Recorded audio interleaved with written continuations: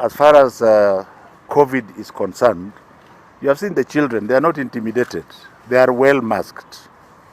And like I said, those who have challenges with masks, we have masks which were donated by the Kenya Commercial Bank and UNICEF. And when we identify a needy area, we are able to give them masks. But for now, you can see that the children are well masked.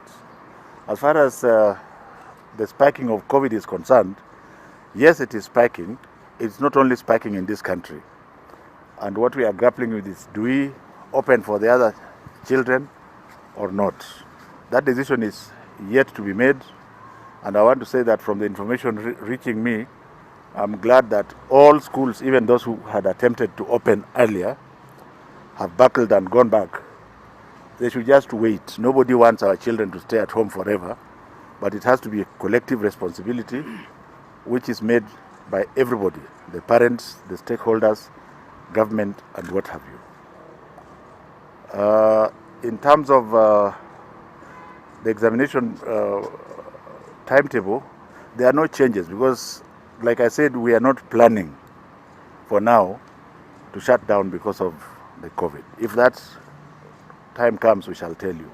So for now, the timetable for examination remains, and the children should be urged to continue to prepare. My plea to those parents, and I feel them, there are some who are retrenched and there are some who lost earnings. But there are also a few who can come up and top up the fees they paid. Because they can do so, they can afford to do so.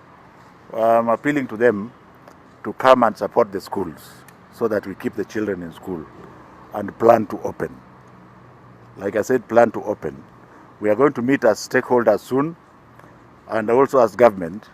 And when the time comes, we may perhaps be bold enough, if we have a consensus, to tell you when the rest of the schools shall be open. Thank you very much for your